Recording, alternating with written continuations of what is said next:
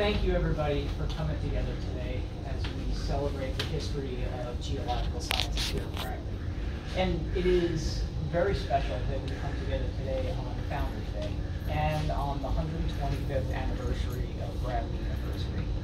So we celebrate the spirit of our founder, Lydia Moss Bradley, a leader, entrepreneur, pioneer, a problem solver,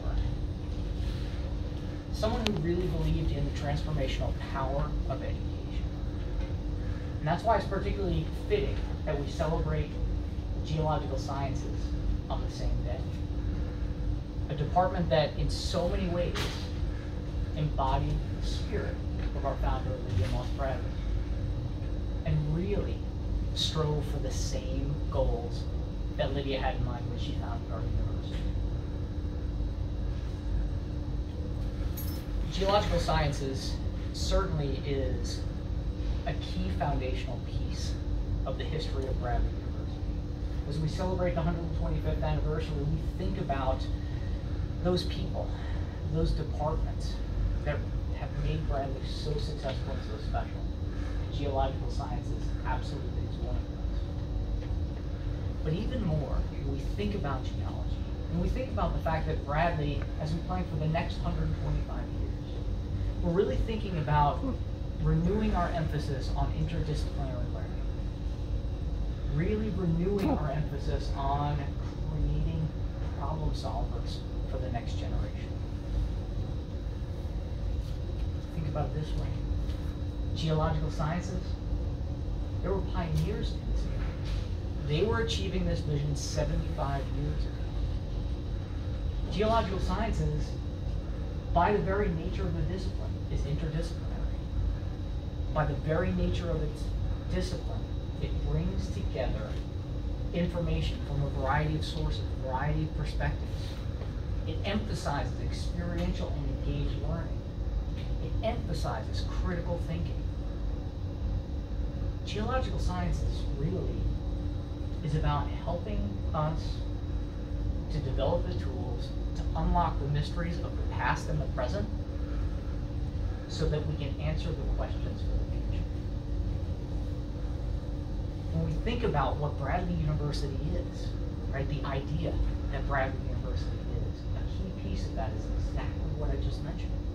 Equipping our students to develop the tools to understand the world around them, answer the questions, and to solve the problems for tomorrow. So much of what Bradley University is, so much of the success that Bradley University has experienced is embodied in the geological sciences. But even more than that, as we think about the next 125 years of this university, the legacy of the geological sciences is shaping that future as well in what we're imparting to our students. So today, it brings me great pleasure and honor to be able to celebrate the history of the geological sciences. And so, Associate Dean Sherry Morris will talk a little bit about the history of geological sciences and its role in practice. Sherry. I'll tell you just a little bit about the history of the geology department here at Bradley University, and I know that you're going to hear from some of the alums in that department, and since they lived the history, they may be able to bring a little bit more life to what went on in that department.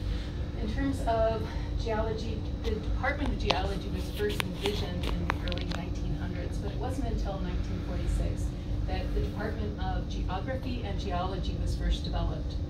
Now, one of the first chairs was actually a geographer, and so the department for the first 15 years or so really did lean much more towards geography than it did geology. However, in the 60s, the department chair was replaced by Donald Gorman when he was first hired at Bradley University. And while there are some discrepancies in terms of who was chair through the 60s, the department was a little bit intertwined in terms of whether or not it was strictly the Department of Geography and Geology or the departments of Geography and Earth Sciences.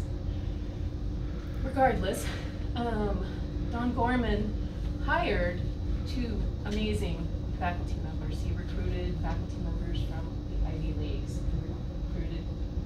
Dr.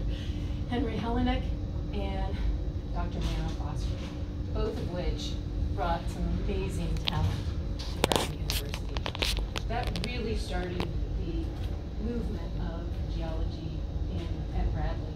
Now, geology was housed in the basement of Bradley Hall, along with the rest of the sciences that support geology, including biology, physics, and chemistry.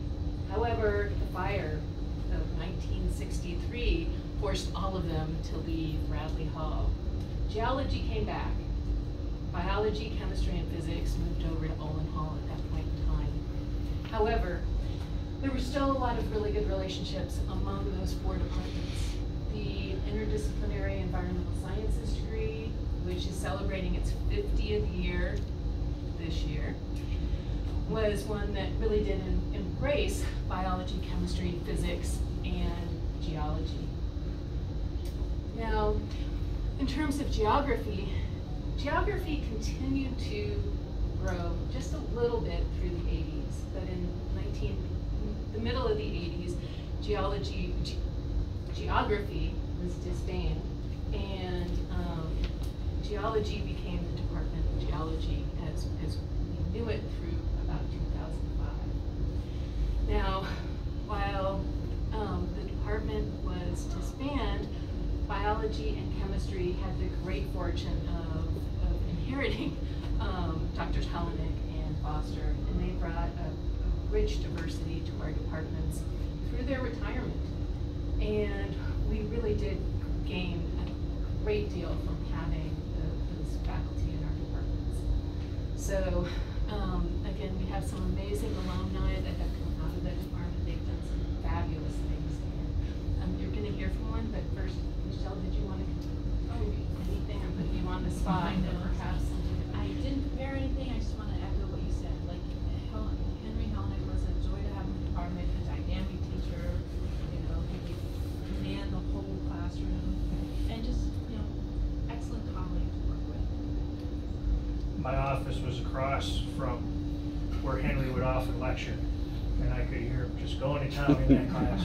He was imitating a T-Rex. I could go, but he was a great colleague, fantastic to work with. As a rock hound myself, but not a professional geologist, I come in with wide-eyed to both Henry and Merrill. Hey, look at this, what is this? And they were very patient with me and guided me in a lot of things, and they were great people to work with.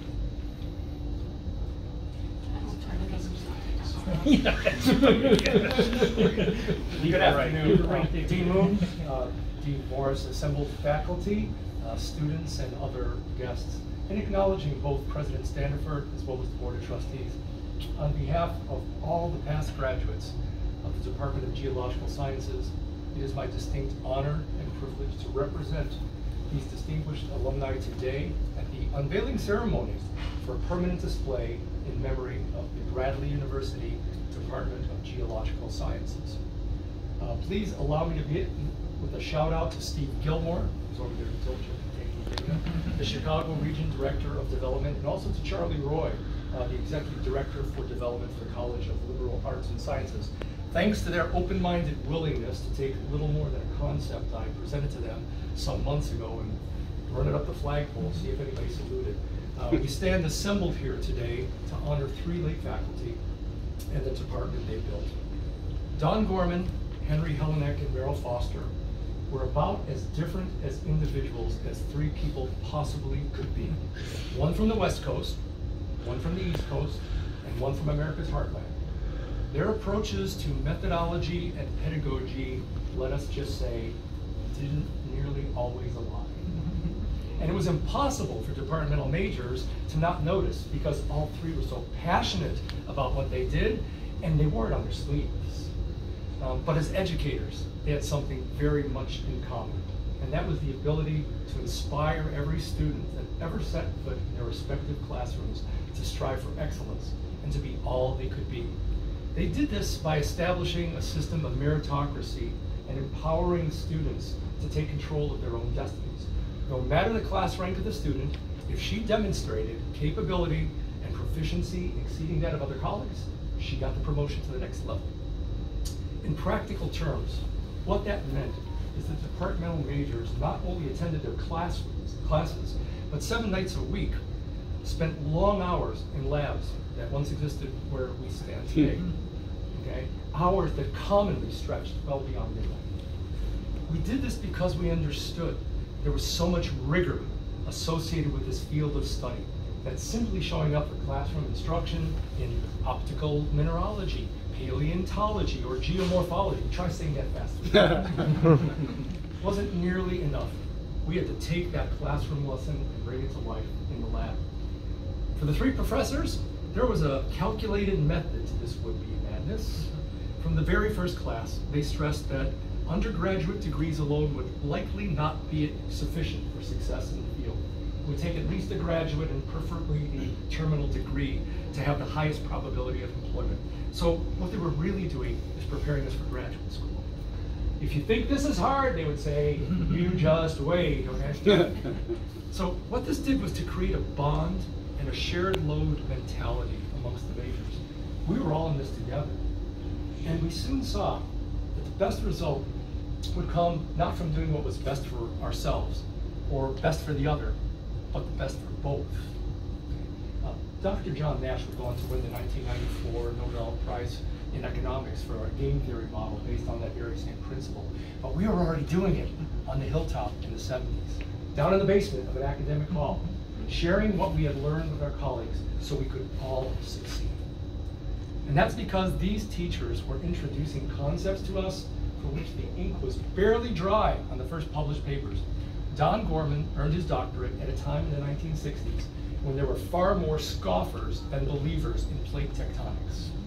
It was little more than a theory, but that didn't deter him from bringing it into the structural geology classroom. Today, plate tectonics it's mainstream. Nobody doubts its veracity or its existence. We students were always being introduced to cutting-edge science. And they made it fun with regular trips into the field where we could put our skills to the test. Stories of campouts in the Gorman Mobile are legendary amongst grads. Every one of us who once roamed these halls could tell tales that would last for hours. Alas, our remarks today must be brief. Over in Westlake Hall, there's a display honoring the School of Horology. That's watch and clock making for those of you unfamiliar with the term. The younger students present might be wondering, what's a watch? And yet that school once produced the largest number of graduates from Bradley Polytechnic Institute. It's long since been gone, remembered now only by some photos. What we're doing here today is perpetuating another honored department that turned out a generation of students who have gone on to achieve levels of greatness in their chosen fields, most with at least 1 degree of master, and many with a doctorate and postdoctoral study. And now future generations of Bradley students will know what once took place here. In closing, I speak for every department of geological sciences alone when I say how incredibly proud we are for this memorial and how very grateful we are to the university for its installation. And to a woman or man, each of us would say, with love, to Dr. Don Gorman, to Dr. Henry Helenick, to Dr. Merrill Foster, happy trails. Thank you.